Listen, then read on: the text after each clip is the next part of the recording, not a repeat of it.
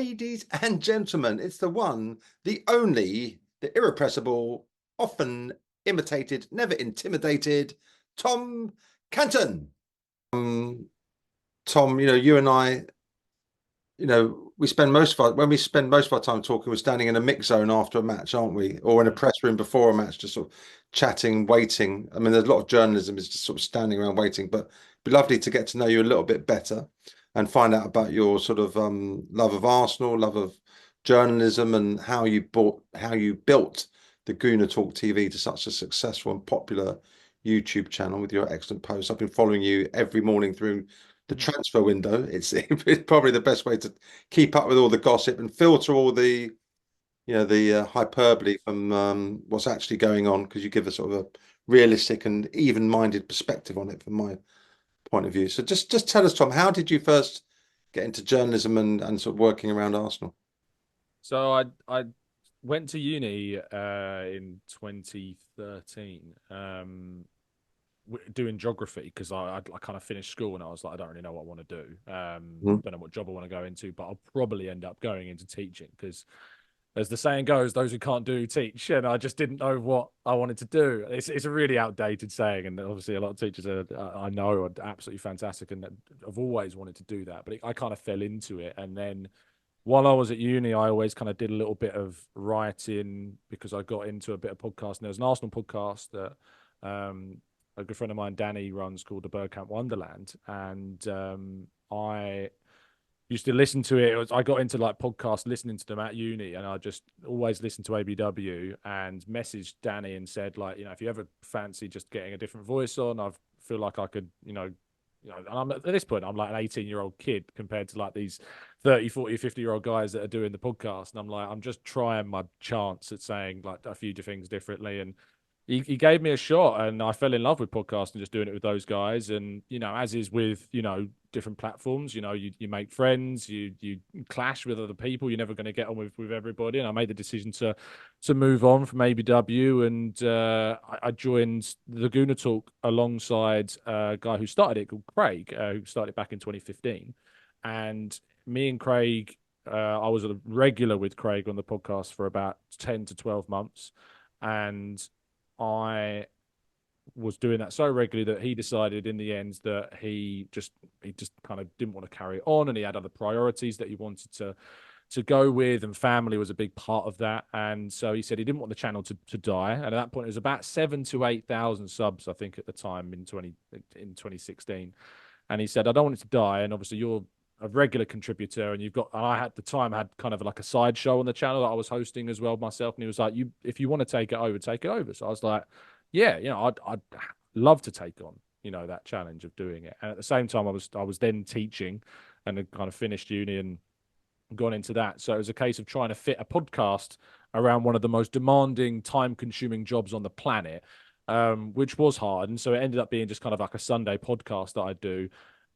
I always feel like taking over something is in some ways can be far more challenging than starting it from scratch, because people have got used to, a way of hosting. I always use like the Top Gear example of like, Yeah. when people try and take over Top Gear at the first point, like it's always going to be scrutinized. You're never going to be able to keep the same level of fan base or attention. So I couldn't just do what Craig did, and I just had to kind of carry on doing what I do and make it my own. And 8 years later, we sit here and the community is as the strongest as it's ever been. It's an amazing community of people that listen to it, and in that time, I managed to take the risk of jumping away from teaching after a few years, just after the pandemic, and took a job at a place called 101 Great Goals for about 10 months, just like 6 days a week. Obviously, like minimum wage, just basically being paid to write pieces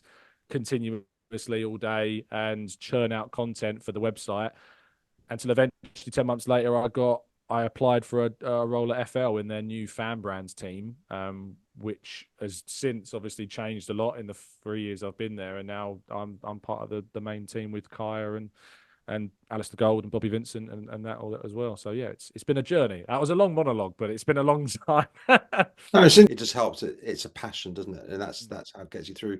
With the Gooner Talk, I must admit, I wasn't really sort of tuned into it until A couple of summers ago, or maybe it was last time, one of my best mates was saying, "Do you know Tom?" I said, "Well, what do you mean, Tom?" He goes, "Well, he goes, I wake up every morning with Tom." I said, "Oh, really?" He goes, "Yeah." He goes, "First thing every Must be morning." hiding in the room somewhere because I've not spotted him yet. So He said, walk, feed the dog or walk the dog, and then, from 8 o'clock, I'm in there. Good. And I said, "Oh, Tom Canton." I said, "Yeah, I do know Tom. Yeah." So, do you know what? I didn't even know he was doing that show. So he got me into listening in, tuning in to you. So thanks to Pete for that. And he goes, "Oh yeah, he's really good. He's really good." What is it that you think that makes Gooner Talk TV so popular, and you've been able to grow it to this fantastic 60,000 subs now? yeah, so the kind of the explosion of the channel, because it remained around like 8 to 15 subs for quite a few years after I took it over. It wasn't like an immediate kind of explosion, which is obviously like expected because when you take it on from somebody else, as I mentioned before, it's tough to kind of build then your own pathway.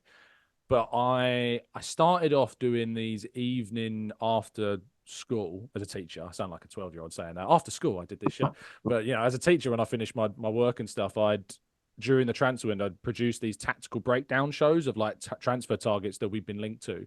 And at the time, like no one was really doing it in a way where you put like the stats up on the screen and the graphics up on the screen and you talk alongside it. And then I started to get guests on who obviously were specialists in Spanish football or French football or and then a lot of other people started doing that type of thing as well. And I know a good friend of mine, FK at Latte Firm, does some really fantastic breakdowns now as well of transfer targets too. And I found there to be kind of like I was like, if we're going to kind of make the channel a bit more successful, if it's going to be something that I could maybe lean on a lot more, I have to find kind of my own patch. And no one did morning stuff like that. You'd always wake up and you'd listen to like last night's podcast, or you'd listen to the Askcast or the Vision that they recorded, the time before. And I was like, no one's doing a show in the morning, like a live show, and also no one's doing one every single day. And so I thought, let's try out just doing this show at 8 a.m. And it started, I think, I think we're closing in on 1,000 8 a.m. shows now Wow. across both the transfer show and the news show. And that doesn't include obviously match reaction shows that we also do. And it just started to grow from there. People would obviously, as your friend Pete, make it their morning routine. They'd wake up, go, before school or before work, and grab a coffee, grab breakfast, and just chuck the show on, join the chat box. And the format has never changed in the 2, 3 years we've been doing it. It's been part one, I round up all the news. Part two, which is a lot longer, I just go into the chat box and take questions from people that are watching. And that format has really done us very well over the last few years. And I think the biggest success of the channel is the people that listen. The community is, and I always say this very, proudly, I do genuinely believe we have the best Arsenal specific community on the platform because they are wonderful people. Like we've raised money alongside like the Vision guys. We've contributed, thousands of pounds to Gooners versus Cancer that my good friend Mike runs as well on the Gooners pod. And not only that, but just the way that people are. Because I think with YouTube, the danger can be sometimes is getting into a trap of being reactionary and angry and shouty because it draws a lot of attention. And that's been done to death and still gets plenty of attention these days. But we kind of went down the route of, because it's just how I am, of just being more grounded and more, taking ownership for the views that you have and trying to make it more personable to people because it's I think shouting eventually just gets a bit old and I couldn't shout for 1,000 episodes, but I can just talk like myself for 1,000 episodes. And I think that personable approach to it and the more reasonable, oh, you have a different opinion to mine, let's talk about it, let's discuss it, I'm going to challenge you on it, but let's talk about it without falling out, which in the internet in 2024 can be quite tricky. What's the window been like for you? And do you think there'll be more activity going into the final 24 hours or so? Yeah, I mean, when you look back at it seems like more has happened than maybe it felt like. And I also think that that's one of the things about doing the 8 a.m. show is that, like, because I do it every day, you don't feel like as much is happening. Whereas maybe if you did one a week, you would feel like more is happening because you're not doing it as often. And sometimes there'll be days where I'm looking for news to talk about, and then maybe it's a very quiet day. But when you look about it, Arsenal have done some really good business. I thought at the beginning of the window, this was going to be a window about raising the floor rather than raising the ceiling, because I just saw a team that's finished 2 points off City in a market that isn't like previous windows where, it was very obvious Arsenal wanted Rice or Jesus or Ben White or Partey and Gabriel. It seemed very obvious who previous candidates were going to be. Whereas this summer, there really was no idea who Arsenal were going to go for because the window's not been that forthcoming with quality options across the board. That's why Liverpool are just signing their first outfield player 2 days before the deadline in Chiesa. It's why Man City have only added one player in terms of a signing like Savinho and then brought Gundogan back to the club as well.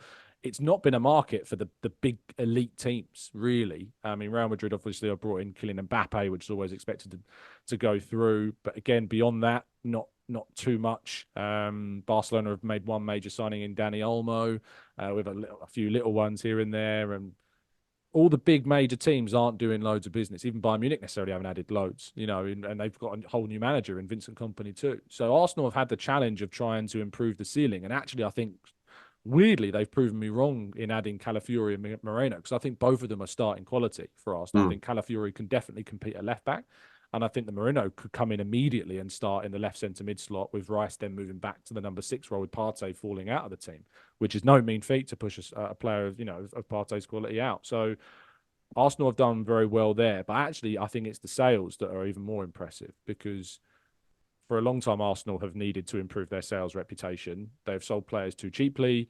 They've cancelled contracts, and there's been a lot of pressure on Edu to get maximum value for players. And Eddie Nketiah, Aaron Ramsdale, who we expect now to be confirmed as a Southampton player for £25 million, and Nketiah for £30 million to Palace, and Smith Rowe for £34 million, on top of some sell-on bonuses and add-on bonuses from other deals, is going to see Arsenal net over £100 million on players who are surplus to requirements, at the club. And that's really impressive.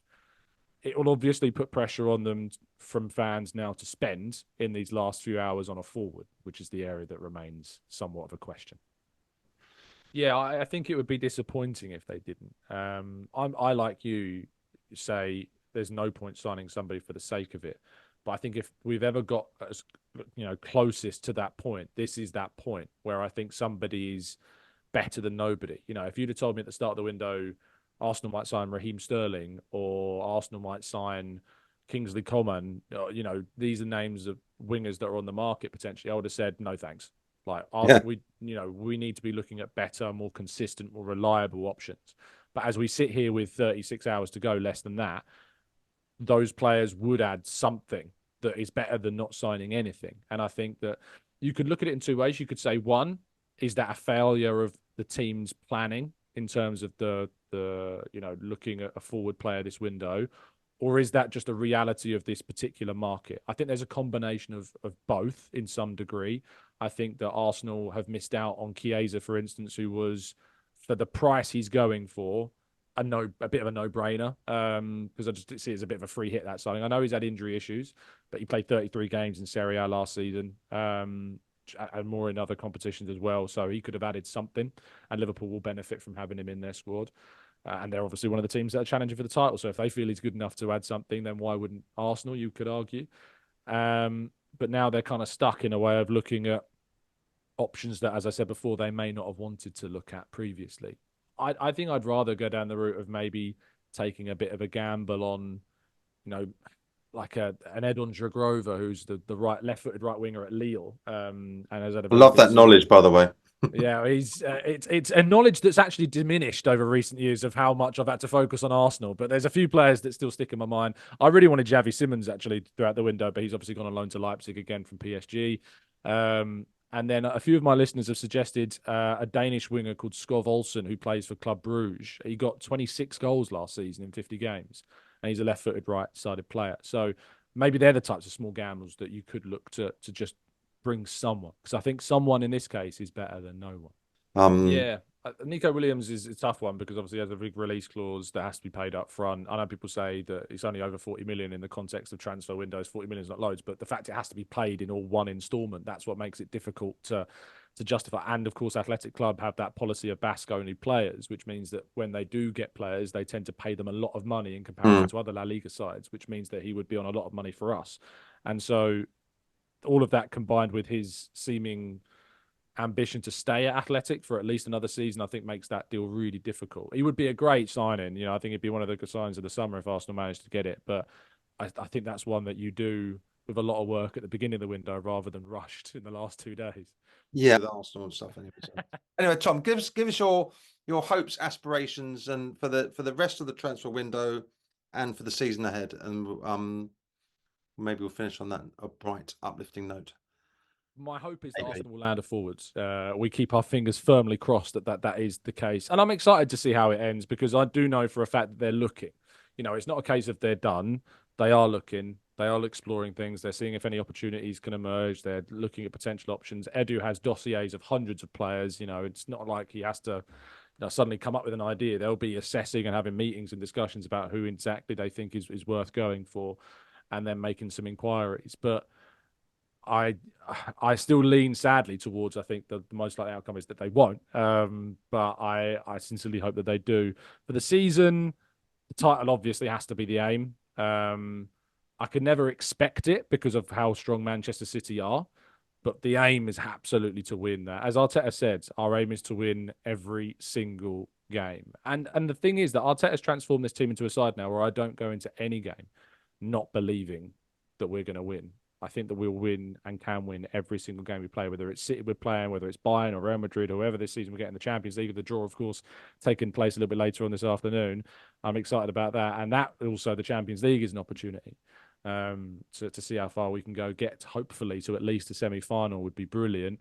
And then, of course, I think a trophy has got to be looked at too in the FA Cup and the League Cup. Arsenal, I think, more so the FA Cup. The League Cup has always been a bit under Arteta's kind of not really something they've looked at. With Bolton in the third round, I think that's, you'd be expecting to get into at least the fourth round. And all of a sudden, if you get past the fourth round, you're a few games off winning a trophy. So, there's a chance there. I think Arsenal absolutely have to deliver a trophy this season. And if they don't, it'll be a massive, massive disappointment. Can people keep up with the end of the transfer window through your eyes, ears, and great knowledge? Obviously, I'll be producing content tomorrow evening on deadline day from around 7 o'clock. We're doing a phone-in show, so you can actually jump in and speak to this ugly mug if you would like to. And of course, there'll be a football.london live blog across the day covering things as well. So lots of places to get my words and written word as well. So great stuff. Tom, it's been an absolute pleasure to talk to you. I look forward to seeing you at the next match. Brighton on Saturday. Brighton on Saturday. See you then, mate.